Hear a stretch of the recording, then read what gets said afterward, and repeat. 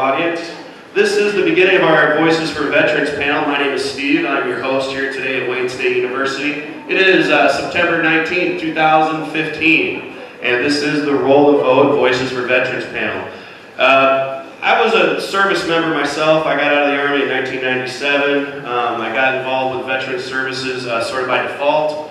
I created a concert when I got out called Voices for Veterans. What I figured out was a lot of us were out there, we were pre-service, and we were kind of drifting. We didn't have a lot of support groups in the 90s, other than some of the already established groups like VFW, American Legion Hall, things like that. And there were a lot of us that just didn't sort of fit in those categories or in those social groups.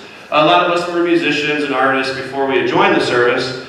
So when we got out, we all sort of started hanging out at the local venues, the local theaters and things like that. And we realized that we weren't alone, and that there were a lot of musician veterans and activist veterans and veterans that actually cared about a lot of social issues, and they would talk about it. And we realized that talking about it's a good thing, having a voice is a good thing. So we created a series of concerts called Voices for Veterans.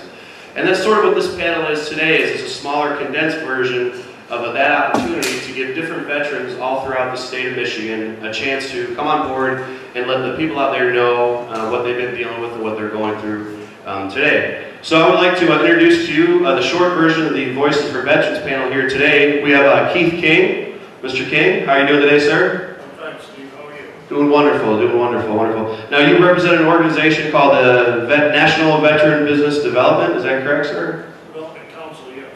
Development Council, fantastic. Now are you a veteran yourself, sir? I am.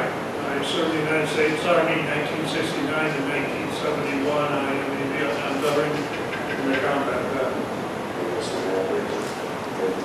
I'm sorry, could you please repeat that again, sir, with respect? I said yes, I am a veteran in the United States Army 1969 to 1971. I am a Vietnam veteran and a combat veteran.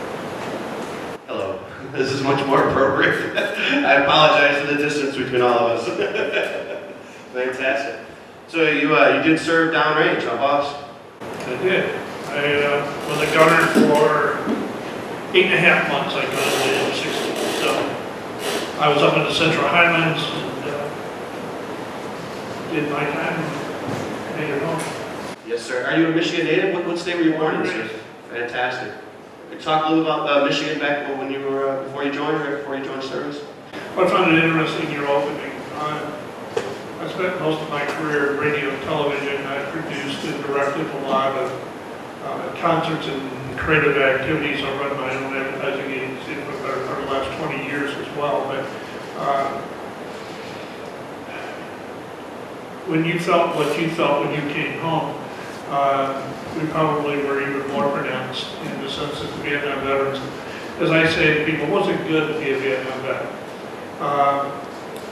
One of the things that we did is we created our own organization, which today seems to be one of the mainstream whole-time Vietnam Veterans of America, VSOs. But that's really only a perception, because if you look at what we have done, we being the Vietnam Veterans of America, we made sure, and we made it our goal to make sure that the younger veterans coming home were not ostracized like we were. Being a member of the media, we, myself personally, as well as many other members of my organization, made it a point to go to the media and let them know that they did us a great disservice. What they did is they painted the warrior with the same brush. We made it clear to them that that was not acceptable, nor was it correct, and that we would not allow them to do that again with the next generation of warriors. And I think we've been pretty good in doing that. It's very rare today that a veteran would be attacked like we were in the media. And I think that's part of the legacy of our Vietnam veterans, is making sure what we call the young guys did not have to go through that kind of ostracization that we went through. Absolutely. Thank you very much for starting the organization. I know how that can be. In starting, what were some of the difficulties you faced getting the chapters started and the organization going? Well, much like you guys, all of us, we're all veterans and we're used to working with teams, but yet when we came home, we basically took off our uniform and went back to life, and So we weren't particularly good at being joiners. And you mentioned some of the other organizations we had, and it's something that we deal with. We had a particularly hard time in the sense of being accepted or working with these other veterans organizations. In many cases, they were our dads. And, you know, my dad was a World War II vet and life member of several of these veterans groups. I just assumed that I would be a member of the same groups. I walked in, one group I won't name, but I sat down at the bar, the guy next to me said, "Are you a Vietnam vet?" I said, "Yeah." He said, "Well, do you mind getting walked down to the other end? I don't want to be seen drinking with you." What? Absolute true story. I got up and walked out and been back to one of their posts in 40-some years. You know,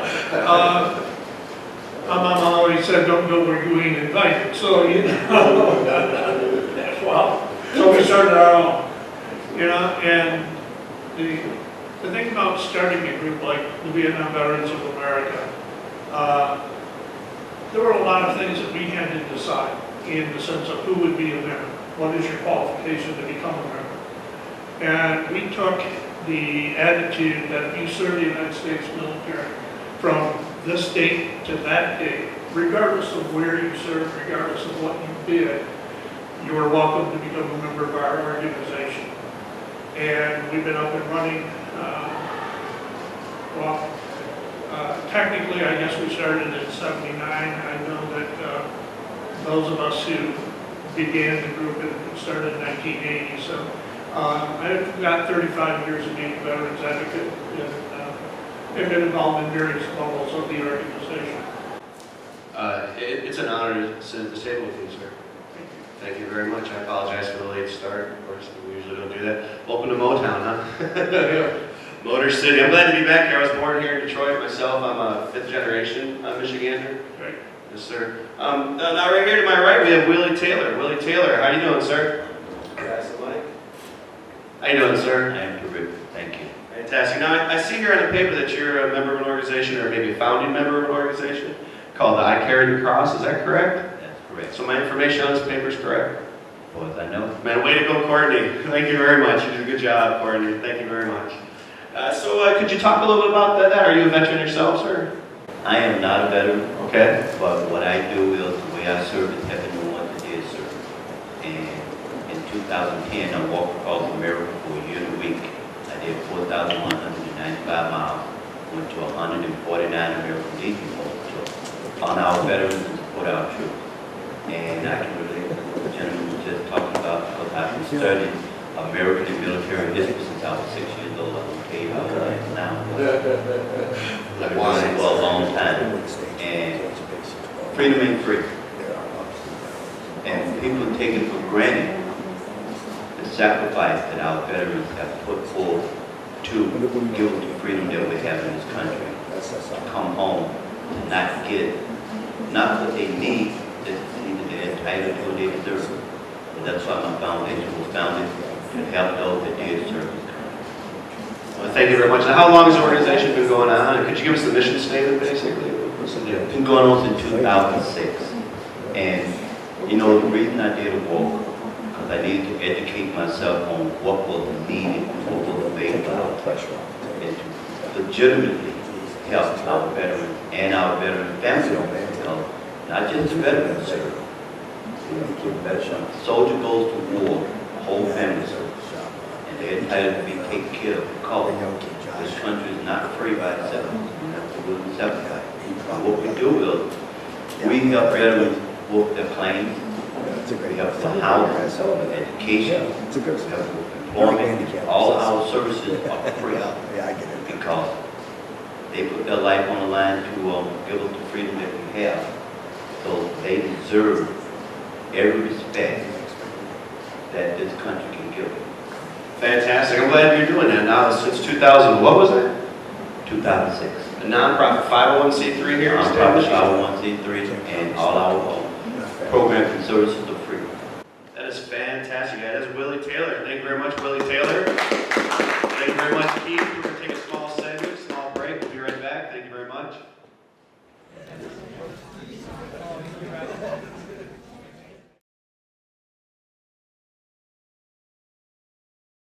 University, September 19th, 2015.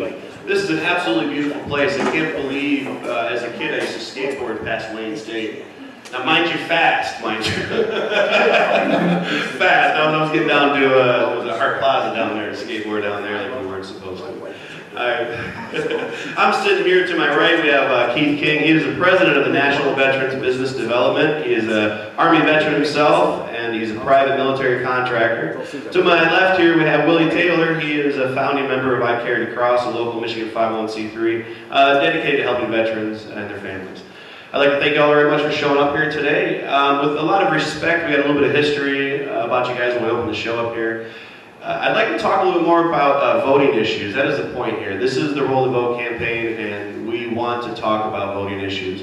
When I was a younger man, I don't really think I was too much different than other people. Voting issues didn't really matter so much to me. We got involved in school politics through the local, vote for your vice president, for your student council. I did all that. That was a lot of fun. But I didn't really understand how much I think politics affected myself until I joined the service, until I started contact with other service members, and I started that journey. I think that began to open my eyes up, as I hope it would for everybody else, how much politics really affects the playing field on a global scale, on a local scale, and how important our roles are, even post-service, especially post-service in my case, in our active role in politics today. So starting off, Mr. King, sir, if you don't mind, I'd like for you to maybe take us back a little bit and talk about the beginning and your guys. Vietnam Veterans of America, that is a huge organization, ladies and gentlemen. They are all over the country. I've seen their chapter houses everywhere I've been. I was in the circus for years, so I've been from one end to another. And you guys have done a fantastic job of representing your culture and your era. So, Mr. King, thank you very much. If you could talk to us a little bit about that, maybe take us back. Thank you. Sure. One of the things that happens in an organization that is referred to as a VSO or a Veteran Service Organization is getting the credentials from the federal government to, in fact, represent veterans to the VA who file claims. Well, there's a process involved in that one, which is called getting a federal charter. And the federal charter basically says the United States Congress recognizes your organization as one of those who are able and capable of providing these services to our veterans. The Vietnam Veterans of America started from the beginning to become a Veteran Service Organization, or a VSO. But it took that act of Congress to create and designate that, what we call our federal charter, to allow us to do that. And it was a political process.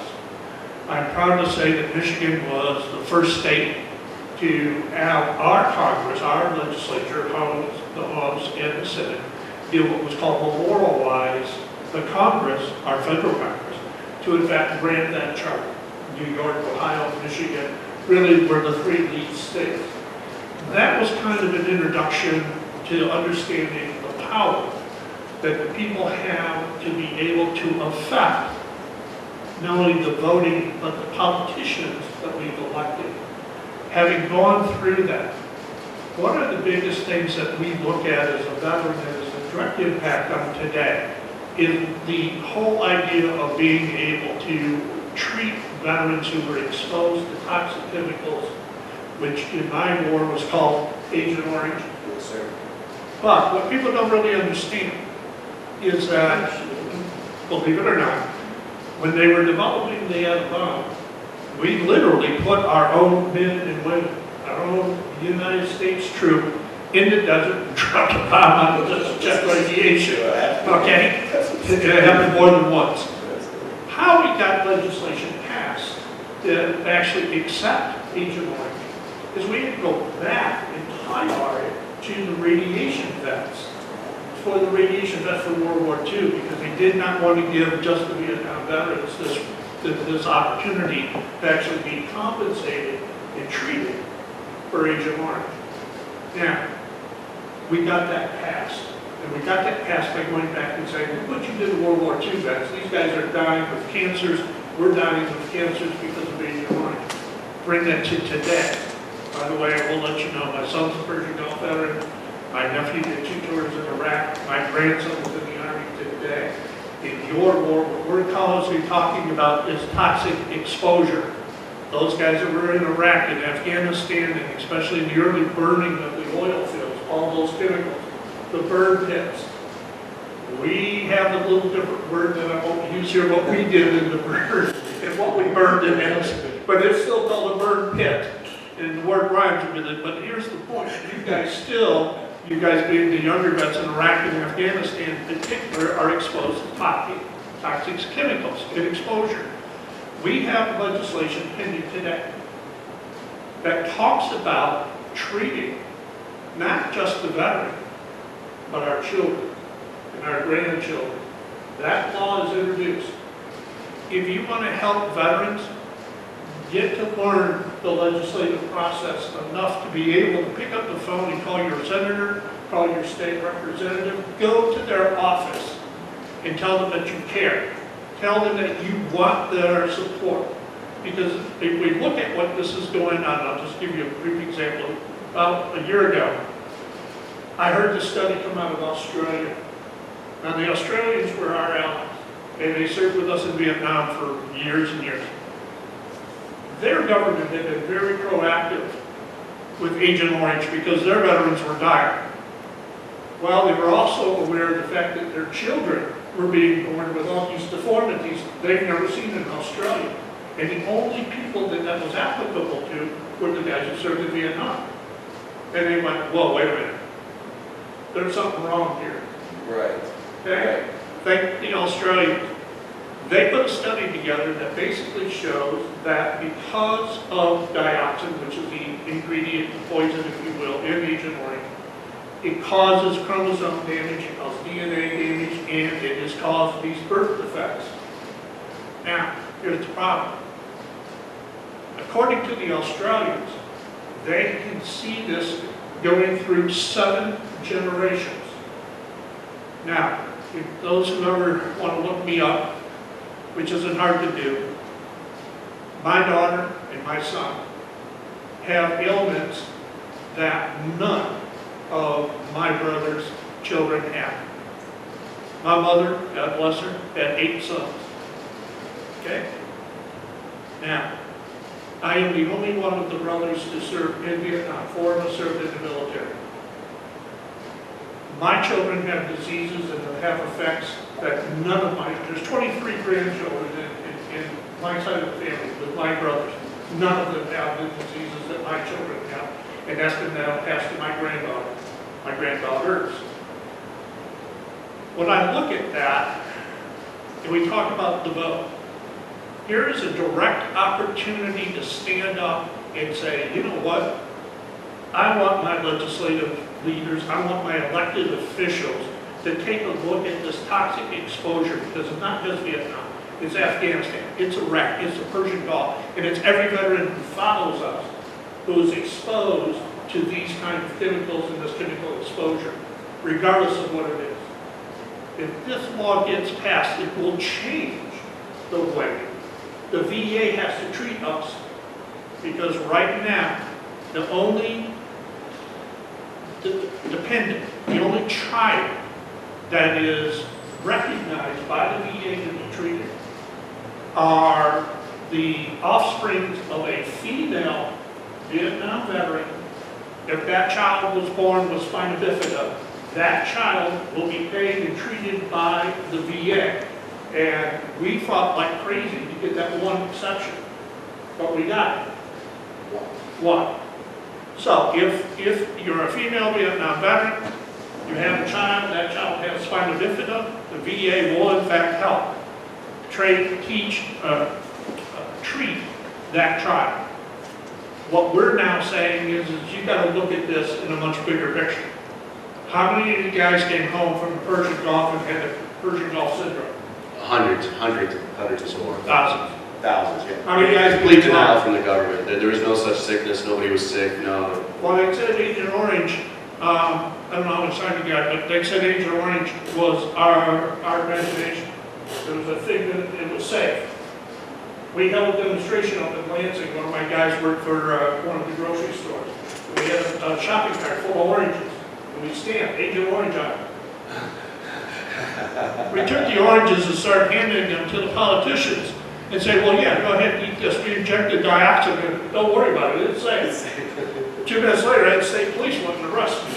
That's a veteran activist. There you go, right there. What year was this? It was 84, 85. There you go. There you go. And I said, but you told me it was safe.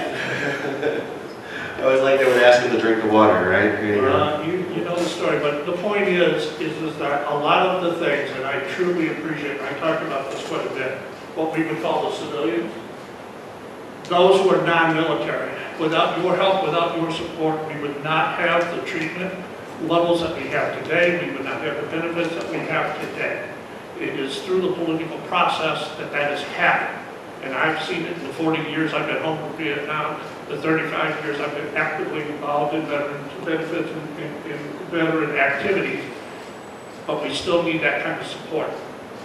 One of the things that people take for granted, how old were you when you got the vote?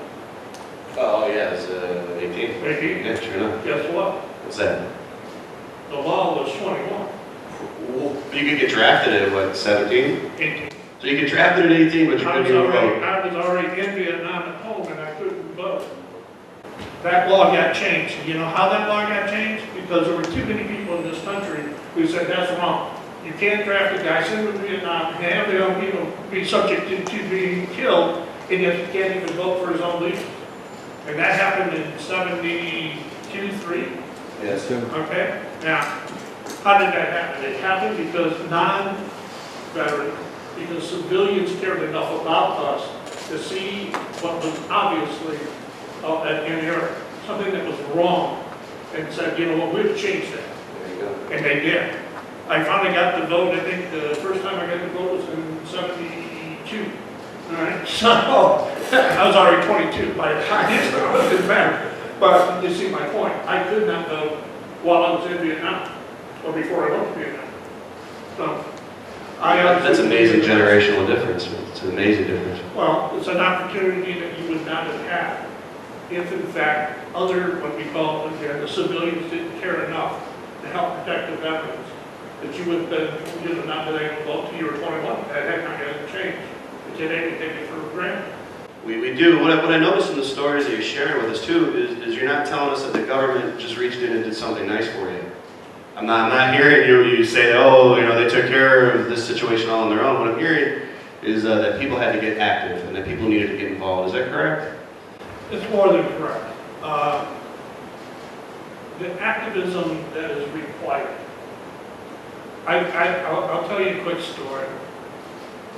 I spent almost 11 years of my life being involved in helping to build the Michigan Vietnam Memorial up in Lansing. I don't know if you've ever seen it. I would recommend I it. have, yes, sir. Okay, you've seen it. I'm one of the original commissioners to help build that monument. I'll be nice. Let's say that the governor at the time, excuse me, vetoed our land. We fought with that governor for 2 years to get our land back because we could not build because we didn't have the land. We couldn't finish our design work. It took us not only this huge concentrated effort, but it literally took us to sit down with the man and threaten him by saying, we're going to go out and identify you as anti-veteran, anti-American, and that we're going to go public with this story if you don't give us our land and let us build our monument. It was only after that level that he finally said, yeah, okay, here, go build it. What, they needed the land for offices or something? Lansing always seems to be building a new office every other year, What I'm just they saying. needed, why they needed, for what reasons, I stopped trying to guess that one a long time ago. Yes, But sir. here's my point, the point about being active. Again, I will tell you that one of our strongest allies, and one of the reasons at the end of this, when we finally built the memorial and dedicated it, and people would come up to me and say, Keith, why are you spending all this time, all your money, you're doing all this stuff, my God, man, you got other things to do. I said, because I believe in what we're doing. And what the proof of that was for me, it's at the end of the dedication, at the dedication ceremony, what Gold Star Mother, you know what the Gold Star Mother is a mother who lost a child in the military, came up to me and hugged me and thanked me for honoring her son. That hug was worth 10 years of my life. Okay? Now, I have that to carry with me because when I look back at that and all the other things, it was the support of the mothers, it was support of the sisters, the brothers, the families that made that monument real. And I think that's the kind of thing that shows why it's so important that we're active, why you need to vote, why you need to talk to these legislators. Let them know that veterans are important to you and you care. Because when they hear that message, they understand it translates to votes. And that's the one thing I've learned about politicians. They count votes really well. That's the one math they know how to do, huh, boss? Yeah, that budget, you can forget that noise, right? A whole other story. Ladies and gentlemen, this has been Keith King. I appreciate your time. Thank you very much. This is Roll the Vote. Don't go anywhere.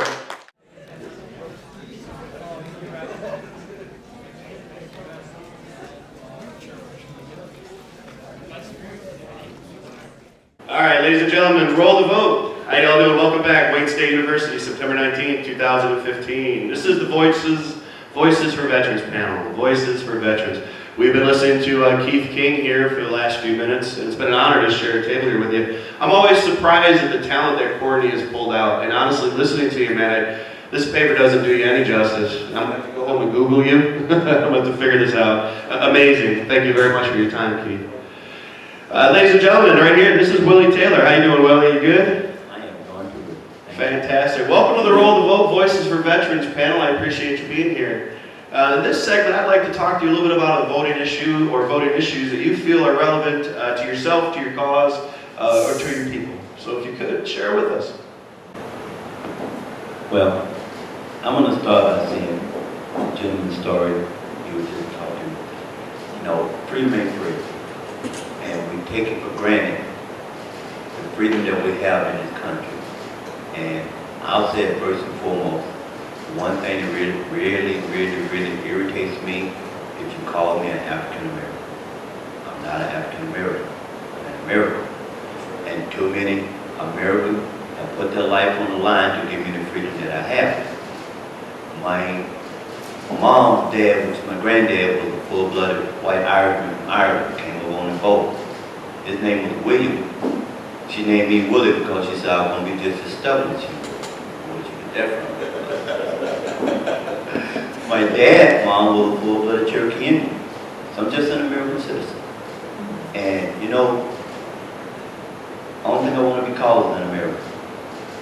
And the freedom that we have in this country, gentlemen, ladies, put their life on the line for a long time. And sometimes I think our politicians take it for granted.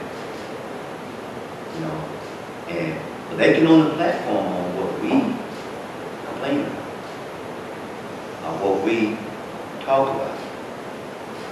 I feel that we as American citizens need to put forth the effort at the ground floor to build something positive, something good to help the ones that have served this country. Then get the politicians on board. Politicians just want to be elected. I want to help. And don't like to just talk. If I'm not going to put forth the effort to help someone, I'm just a waste of energy. So, you know, voting is very important. If you take the GI Bill, American Legion was the ones who got that involved, who got it passed through Congress. But it took veterans through the American Legion to make that happen. And you know, when like I said, when I walked across America, I went to 149 American Legion posts. And I've been documenting veteran stories. We have about 700 veteran stories we hope to put into a book, a DVD form, and hopefully a movie someday to tell stories that have never been put out, that have never been told about veterans that need to be told. Now I got to ask for a highlight, man. Let's hear it. Well, you got a highlight story? Just hit something good, man. Come on now, you can share with us. Just a little bit of something. All right. Out of the 149 American Legion posts that I walked to, I went to 5 different states and 5 different individuals, and all 5 of them served with patents in the same battle. Here we go. One of the other stories was, gentlemen, they both were at the same American Legion post. They knew each other and didn't know that they served in the same location. During D-Day, one was on a crew carrier that was that landed on the beach. Other was on a reconnaissance ship that was targeting the location where the battleship was firing. And they got to talking, and they realized they were at the same location at the same time on the same day. It really kind of shows how we're all interwoven, is what I'm saying. Yes, sir, we are. It's beautiful, man. Beautiful story. Ladies and gentlemen, this has been Willie Taylor here. He is a founding member, or the founding member of I Carry the Cross. Is that correct? That is a Michigan 501c3 here aimed at helping veterans and their families improve their quality of life. To my right has been Keith King. To my left has been Willie Taylor. Ladies and gentlemen, we're going to come back for a minute with questions and answers section. Thank you very much, and stay tuned.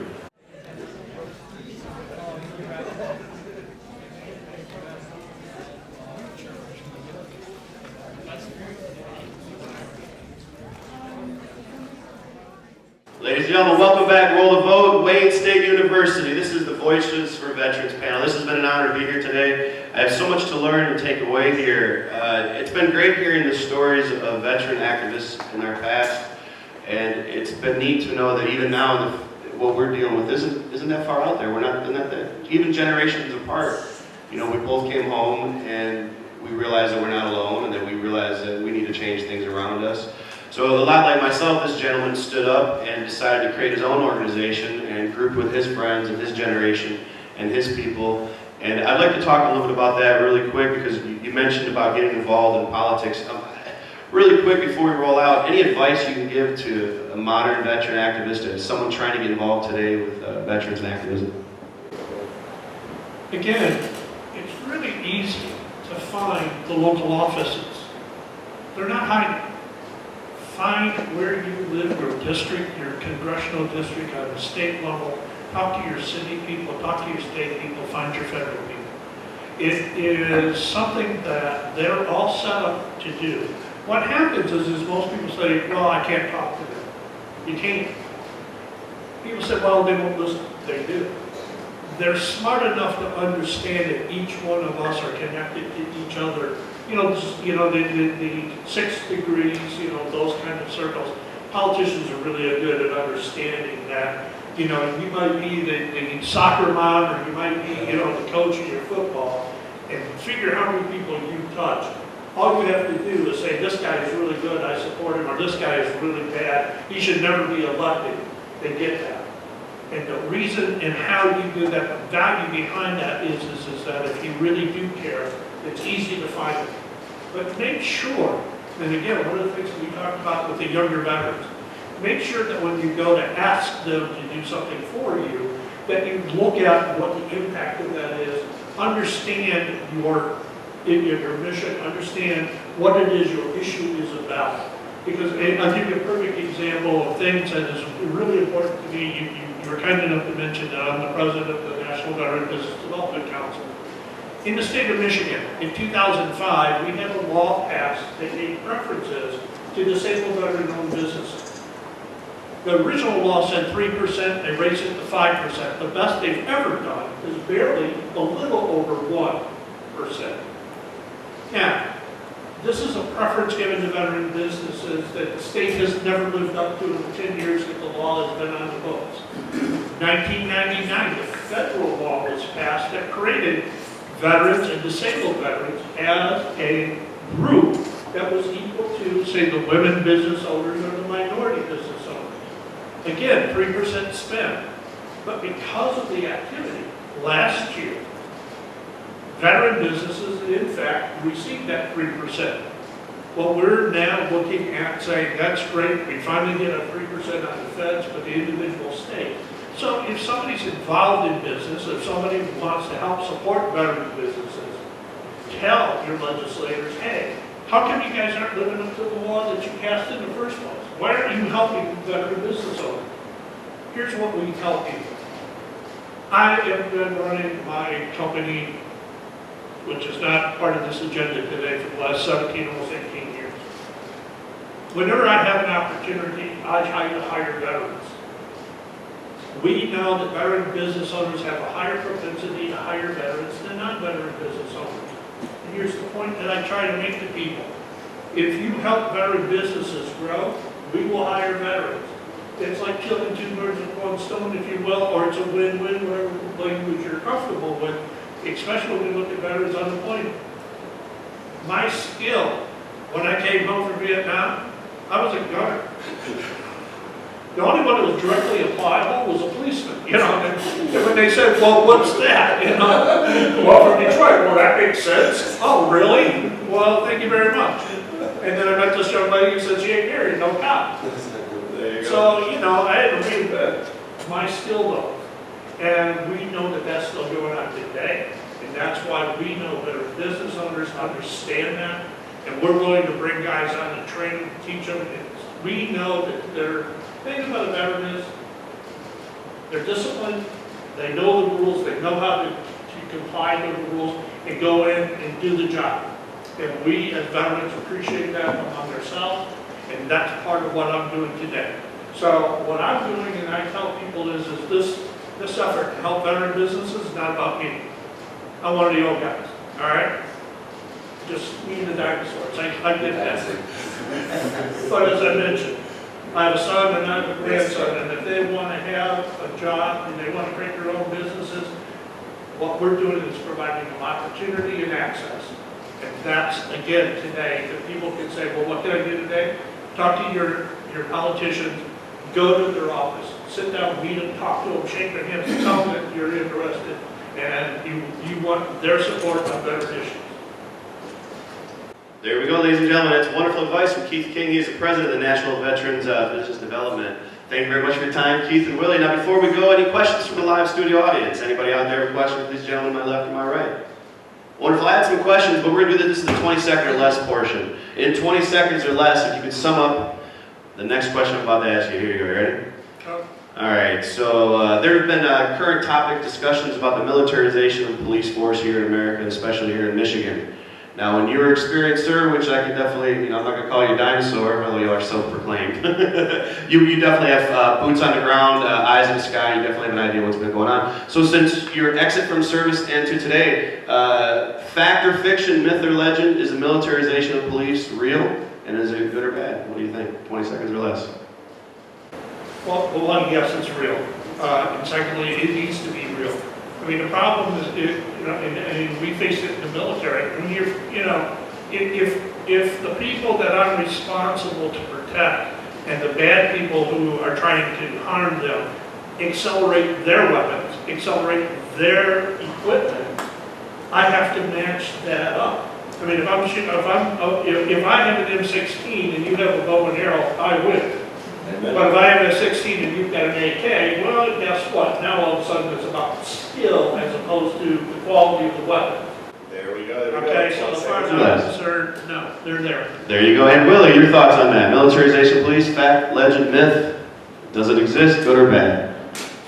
Yes, and I think that both good and bad.